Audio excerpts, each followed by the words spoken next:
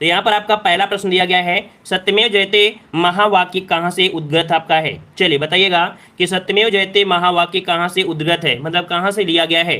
तो यहाँ पर क्या जवाब हो जाएगा, ऑप्शन सी मुंडक उपनिषद से। कहाँ से लिया गया है, मुंडकोपनिषद से लिया गया है। और इसी उपनिषद में यज्ञ की तुलना टूटी नाव से की जाती है। याद रखिएगा, इसी उपनिषद में यज्ञ की तुलना टूटी नाव से की जाती है। ठीक है, चलिए आगे बढ़ते हैं। क्वेश्चन आपसे दिया गया है, ऋग्वेद में निम्नलिखित में से किस देवता की सर्वाधिक महत्ता का वर्णन है। ये बताइएगा, ऋग्वेद में कौन से देवता थे जिनकी सर्वाधिक महत्ता का वर्णन मिलता है। यहाँ पर आपका जवाब हो जाएगा बी नंबर इंद्र, है ना। क्या हो जाएगा, यहाँ पर आपका इंद्र हो जाएगा। ऑप्शन आपका बी नंबर राइट हो जाएगा। कहा जाता है 250 बार, मतलब सर्वाधिक 250 बार जो वर्णन मिलता है इसी का मिलता है। और इसके बाद अग्नि का मिलता है 200 बार। ठीक है ना, तो आपका जवाब क्या हो जाएगा, बी नंबर। अगला क्वेश्चन आपसे यहाँ पर पूछा गया है कि चंद्रगुप्त मौर्य के इस प्रसिद्ध राजनीतिक सलाहकार को निम्नलिखित सभी नामों से जाना जाता है, इसके अलावा। मतलब कह सकते हैं जो आपके चंद्रगुप्त मौर्य के सलाहकार कौन थे, तो आप जानते हैं आपके चाणक्य हो गए, काउटिल्य हो गए। मतलब कह सकते हैं इनको किस किस नाम से जानते हैं, तो आपके चाणक्य के नाम से जानते हैं, आप विष्णुगुप्त के नाम से जाने जाते हैं, कौटिल्य के नाम से जाने जाते हैं, लेकिन समुद्रगुप्त के नाम से नहीं जाने जाते हैं। तो ऑप्शन क्या बन जाएगा, यहाँ पर आपका डी हो जाएगा, ये नाम से नहीं जाने जाते हैं। अगला क्वेश्चन आपसे दिया गया है, वह स्थल जहाँ हर्षवर्धन ने बौद्ध महासम्मेलन का आयोजन किया था। वह स्थान जहाँ पर हर्षवर्धन ने बौद्ध महासम्मेलन का आयोजन किया, ये कौन सा जगह है। चलिए ऑप्शन आपका बन जाएगा बी नंबर, आपके प्रयाग में। कहाँ पर किया था, तो आपके प्रयाग में किया था। प्रत्येक 5 वर्षों में ये महासम्मेलन का आयोजन किया करते थे। ठीक है, और आगे बढ़ते हैं। क्वेश्चन आपसे दिया गया है कि मुगल शासन के दौरान एक कोतवाल की सभी भूमिका क्या थी।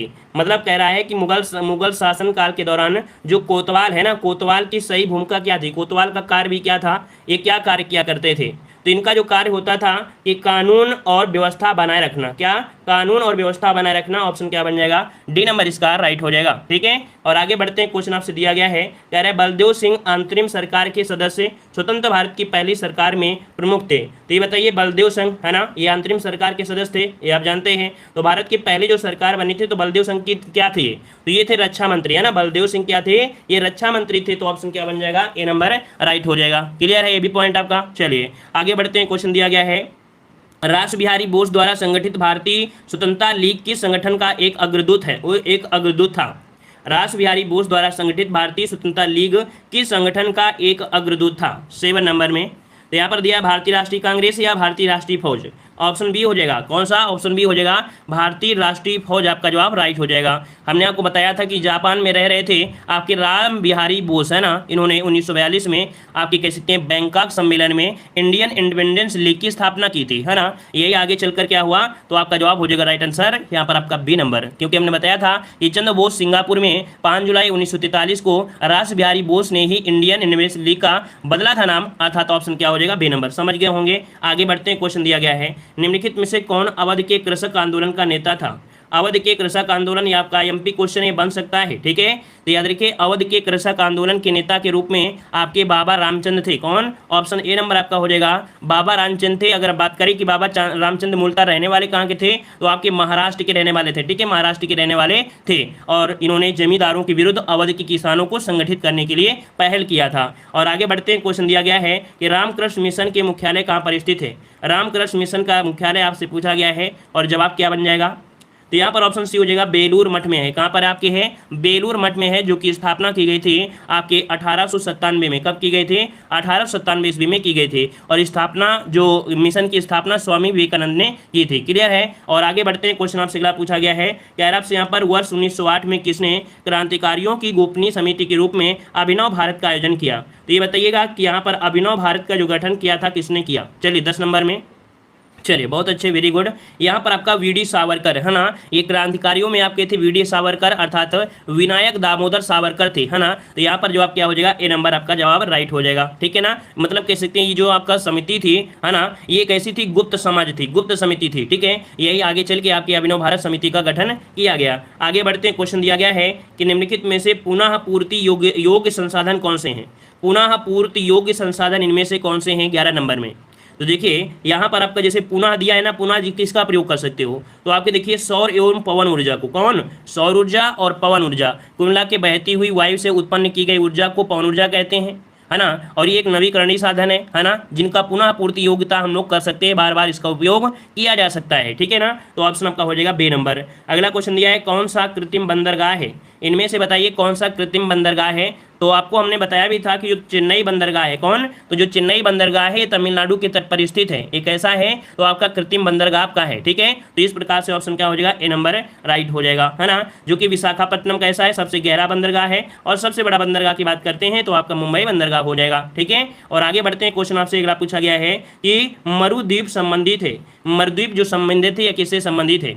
चलिए यहाँ पर आपका जवाब क्या बनेगा, मतलब रेगिस्तान से संबंधित है ना। मरु मतलब होता है क्या, रेगिस्तान होता है, तो ऑप्शन क्या हो जाएगा, बी नंबर। मतलब मरुभूमि के चारों ओर क्या होता है, पानी जंगल ये सब पाए जाते हैं, लेकिन है ही नहीं है, तो यहाँ पर आपको क्या हो जाएगा, मरुद्वीप, मतलब जहाँ पर सिर्फ आपको क्या बालू बालू ही दिखाई देती है ना। सभी इलाकों में चारों तरफ क्या होता है, यही मिलता है, तो ऑप्शन क्या हो जाएगा, बी नंबर। आगे बढ़ते हैं। क्वेश्चन दिया गया है रेडियो तरंग के संचरण के लिए प्रयुक्त वायुमंडल का स्तर कैसा है।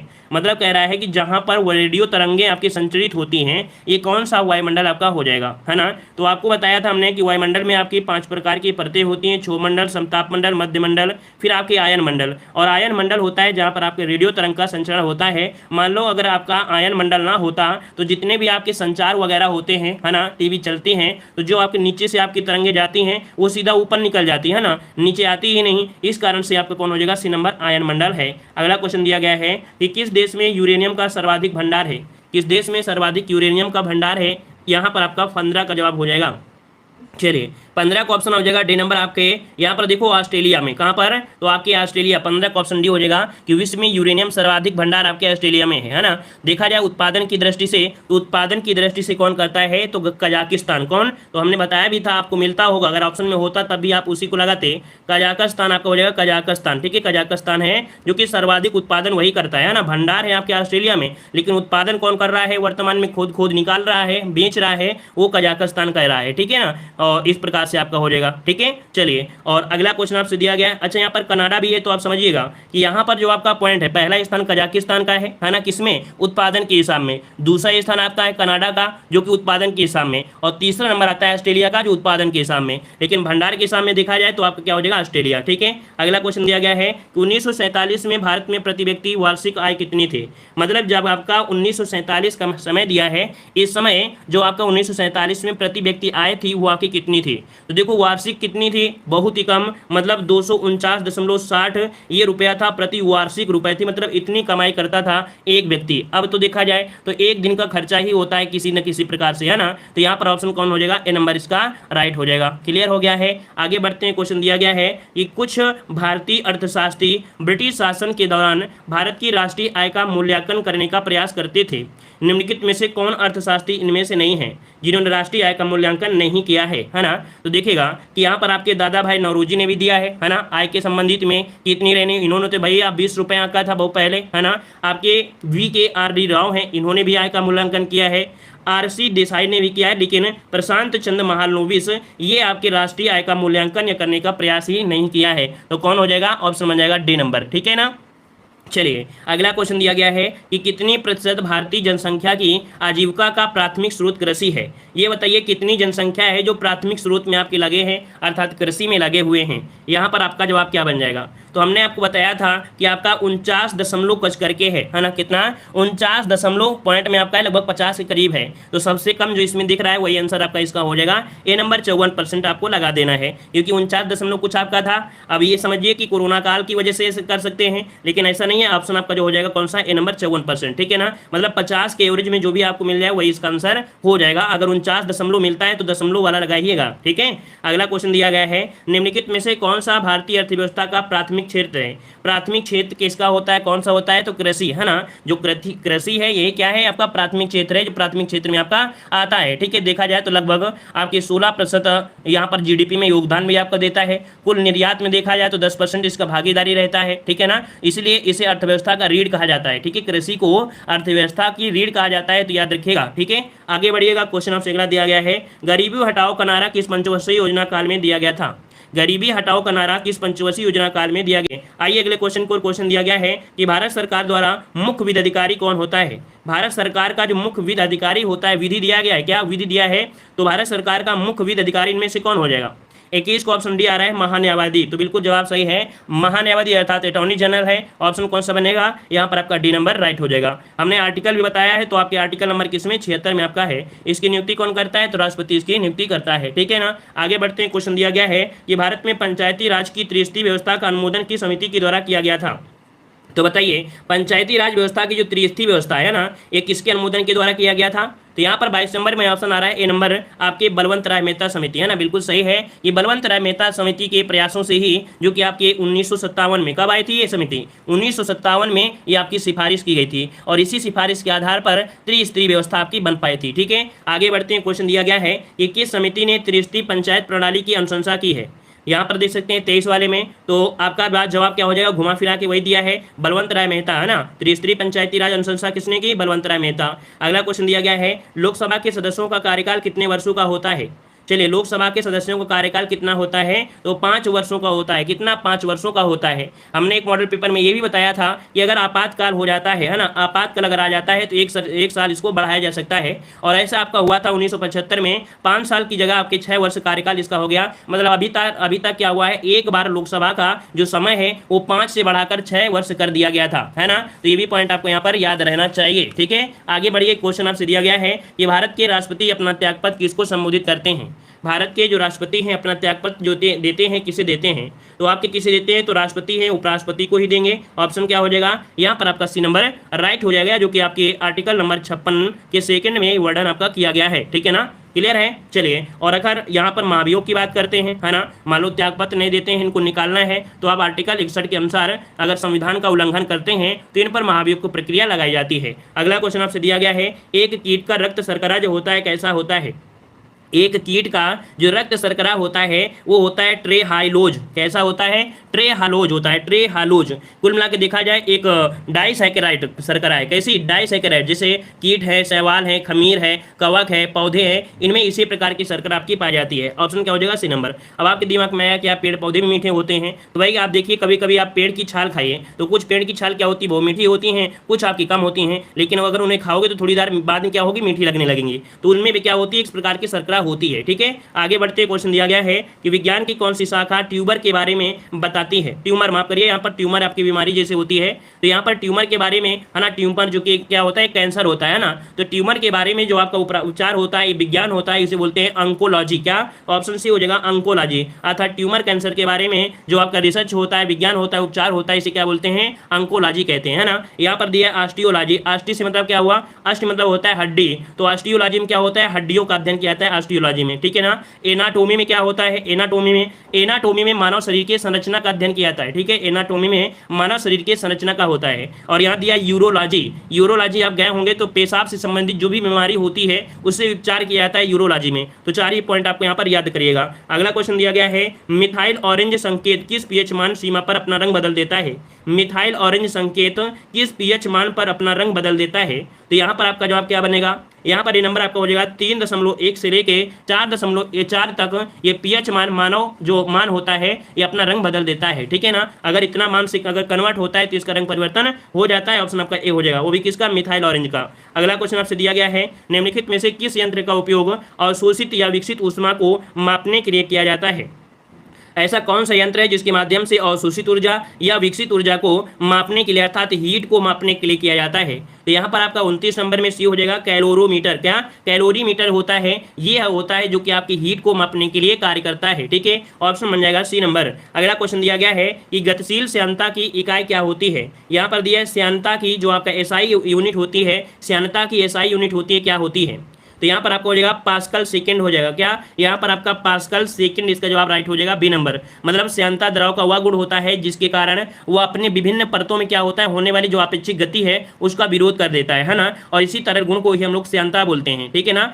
तो यहाँ पर कह सकते हैं ठोसों में जो श्यानता देखो आपके होती ही नहीं, उसमें कह नहीं सकते हैं। तो यहाँ पर जो आपका जवाब हो जाएगा क्या हो जाएगा, तो एसआई मात्रा को इसे होता है पॉइज, है ना, पॉइज होता है, या इसे पास्कल सेकंड भी कहते हैं। देखिएगा इसका जो यूनिट होता है, हमने बताया भी था कि आपका पॉइज, है ना, या इसे हम लोग डेका पॉइज के नाम से भी जानते हैं, डेका पॉइज या पॉइजली के नाम से जानते हैं, जिसे हम लोग पास्कल सेकंड भी कहते हैं। तो ये भी पॉइंट आपको यहाँ पर याद रख लेना है, ठीक है ना। आगे बढ़ते हैं, क्वेश्चन दिया गया है, कह रहा है आपसे यहाँ पर कार्य के आरंभ में ही विघ्न पड़ना किस मुहावरे का अर्थ दिया गया है। कार्य के आरंभ में ही विघ्न पड़ना मुहावरे का अर्थ क्या हो जाएगा।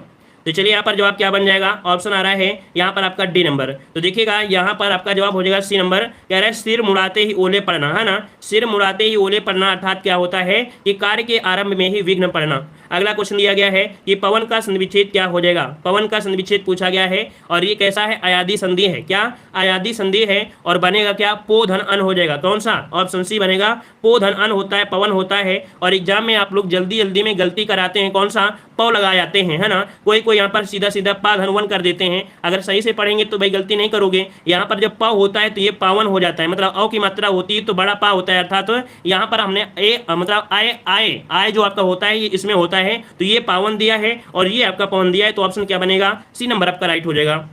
नेक्स्ट क्वेश्चन दिया है उच्छिप्त का अर्थ होता है, उच्छिप्त का अर्थ होता है यहाँ पर 38 नंबर में। तो उच्छिप्त का मतलब क्या होता है कि ऊपर की ओर उछाला गया या कैसे के फेंका गया, है ना, ऑप्शन डी हो जाएगा। उच्छिप्त मतलब होता है ऊपर की ओर उछाला गया या फेंका हुआ, तो ऑप्शन बन जाएगा डी नंबर। नेक्स्ट क्वेश्चन दिया है निम्नलिखित में से पुल्लिंग शब्द इनमें से कौन सा हो जाएगा, पुल्लिंग शब्द इनमें से कौन सा हो जाएगा। चाल कैसी है, चित्र कैसा है, चित्त कैसी है, चिंता कैसी है, मतलब 39 का ऑप्शन बन जाएगा कौन सा, बी नंबर। जो चित्र है कैसा है ये आपका पुल्लिंग है, तो ऑप्शन क्या बन जाएगा, बी नंबर राइट हो जाएगा। अगला क्वेश्चन दिया है कालिंदी का पर्यायवाची इनमें से क्या है, और आप सभी लोग बहुत पहले से पढ़ते चले आ रहे हैं। कालिंदी पर्यायवाची किसका होता है, तो आपकी यमुना का होता है, ऑप्शन क्या बन जाएगा, डी नंबर। यमुना के पर्यायवाची में क्या होता है, यमुना, भानुजा, सूर्य सुता, सूर्य तनया, तारिणी और अनुजा तनुजा, ये आपके होते हैं, तो ऑप्शन डी हो जाएगा। अगला क्वेश्चन आपसे दिया गया है, क्वेश्चन नंबर आपका 60 दिया है, निम्न में से उस शब्द को चुनिए जो अन्य चारों में से आपका कह सकते हैं समूह से संबंधित ना हो, है ना। इन चारों में दिया है टीम दिया है, दल दिया है, झुंड दिया है और आपका भीड़ दिया है। अब इनमें तो बताइए कि इसको हम लोग अलग कर सकते हैं। तो देखो दल में बहुत लोग होते हैं, भीड़ में बहुत लोग होते हैं, झुंड में बहुत लोग होते हैं, है ना। लेकिन यहाँ पर जो टीम दिया है टीम, तो टीम में क्या होते हैं, निश्चित लोग होते हैं। टीम में क्या निश्चित लोग होते हैं, मान लो जैसे आपकी कह सकते हैं टीम आपकी क्रिकेट टीम हो गई, 11 ही लोग होंगे, मतलब एक निश्चित होती है टीम में, निश्चित लोग आपके होते हैं, ठीक है। अगला क्वेश्चन दिया गया है, कह रहा आपसे यहाँ पर किस राज्य में, कह रहा आपसे कि किस राज्य की कैबिनेट ने खेलों को उद्योग का दर्जा देने को मंजूरी दे दिया है। आईएमपी क्वेश्चन है, इसको हमने बहुत पहले भी पढ़ाया था और आज फिर से क्वेश्चन मिला है जो कि आपका आईएमपी है। तो बताइए किस राज्य की कैबिनेट ने खेलों को उद्योग का दर्जा देने को मंजूरी दे दी है। चलिए 61 का ऑप्शन यहाँ पर आ रहा है, ऑप्शन खेलों को यहाँ पर मिजोरम। और बताइएगा भाई मिजोरम के अलावा और कोई भी हो सकता है।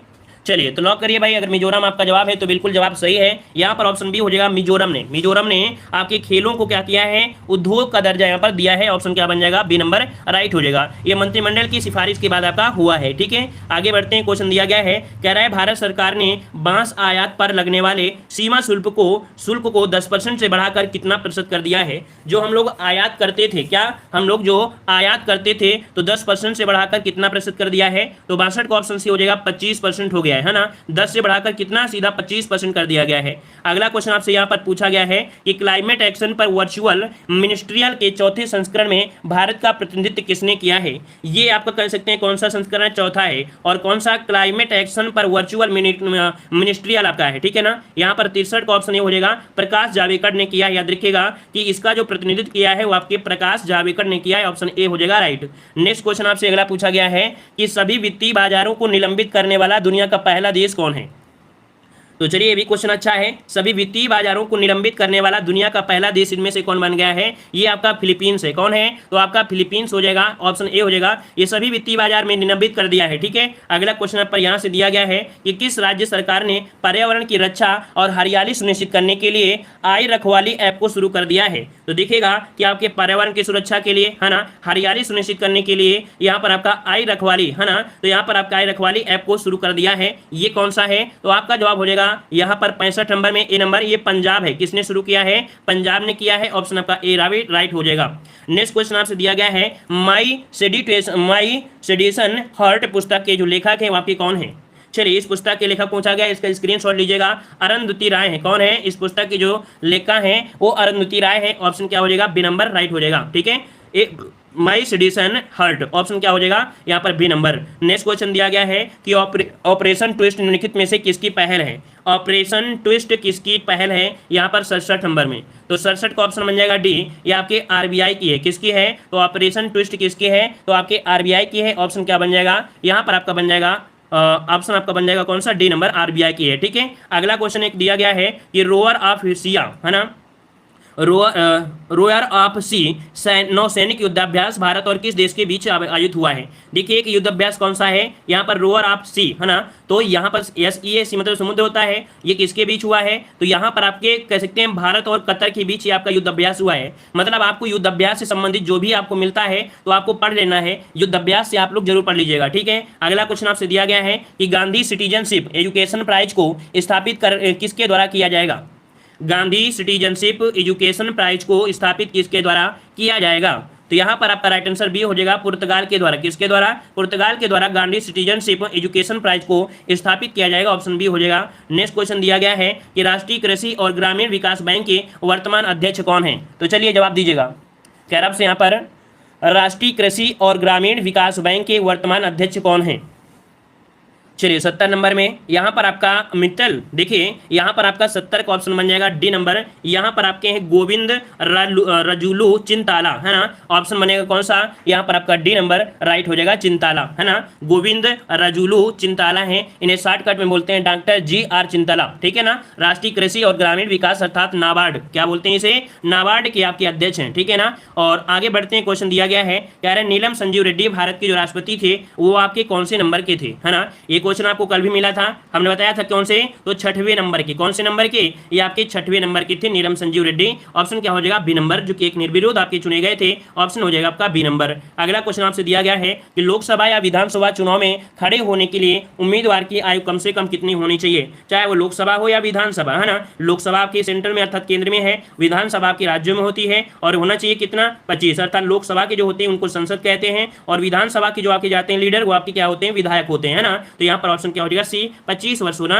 चाहिए। अगला क्वेश्चन आपसे दिया गया है कि राज्यसभा के पदेन अध्यक्ष कौन होते हैं, राज्यसभा के पदेन अध्यक्ष इनमें से कौन होते हैं। देखो राज्यसभा की बात किया है, 73 का ऑप्शन क्या हो जाएगा, यहाँ पर आपके उपराष्ट्रपति, ऑप्शन क्या हो जाएगा, बी नंबर इसका राइट हो जाएगा। नेक्स्ट क्वेश्चन दिया गया है, निम्नलिखित में से किस देश की समुद्री सीमा भूमध्य सागर पर नहीं है, तो बताइए निम्नलिखित में से किस देश की समुद्री सीमा भूमध्य सागर पर नहीं है, भूमध्य सागर पर नहीं है। चलिए 74 का ऑप्शन क्या बनेगा, यहाँ पर देखिए तुर्की आपका है, फ्रांस है, यूनान है, ये ठीक है, लेकिन यहाँ पर जो बेल्जियम है, हमने आपको बताया भी कई बार बताया है कि जो बेल्जियम है, बेल्जियम की सीमा आपकी भूमध्य सागर पर आपकी नहीं है, तो आपका जवाब यहाँ पर 74 का जवाब क्या बन जाएगा, यहाँ पर बन जाएगा सी नंबर राइट हो जाएगा। क्लियर हो गया इतना पॉइंट।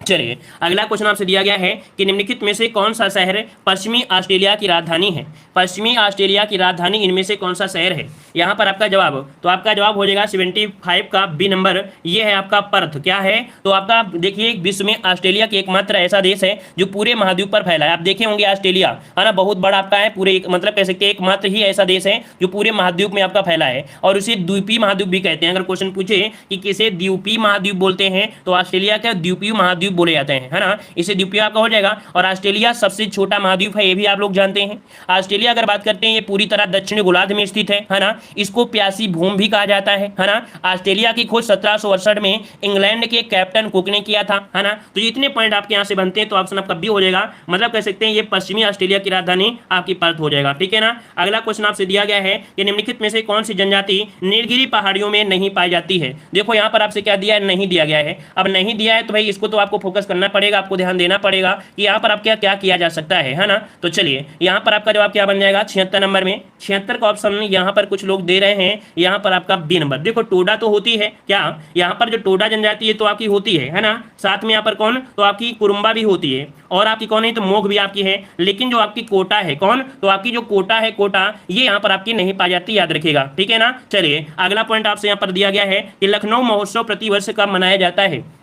लखनऊ महोत्सव प्रतिवर्ष कब मनाया जाता है, तो चलिए इसका राइट आंसर आपको बताना है। सही जवाब इनमें से क्या हो जाएगा, चलिए सही जवाब देना है। सही जवाब इनमें से काफी लोग दे रहे हैं, लेकिन काफी लोग यहाँ पर कह सकते हैं इस क्वेश्चन का सही आंसर नहीं दे रहे हैं। चलिए भाई सब लोग जवाब दीजिएगा। चलिए बिल्कुल सही है, काफी लोगों ने जवाब दिया है, और 77 का ऑप्शन डी हो जाएगा। ये नवंबर दिसंबर में, याद रखिएगा कि लखनऊ महोत्सव प्रतिवर्ष नवंबर दिसंबर में मनाया जाता है, ठीक है ना। ये प्रत्येक वर्ष आपका लगता है, याद रखिएगा, ठीक है ना। चलिए आगे बढ़ते हैं। क्वेश्चन आपसे अगला पूछा गया है कि घूमर लोक नृत्य है, घूमर लोक नृत्य है, कहाँ का लोक नृत्य है, घूमर कहाँ का है, और ये आपका आ रहा है राजस्थान। लगभग सभी के जवाब आ रहे हैं राजस्थान, तो आपका जवाब बिल्कुल सही है, आपका जवाब यहाँ पर हो जाएगा राजस्थान, बी नंबर। अगला क्वेश्चन दिया है कि विश्व साक्षरता दिवस कब मनाया जाता है, विश्व साक्षरता दिवस कब मनाते हैं, 79।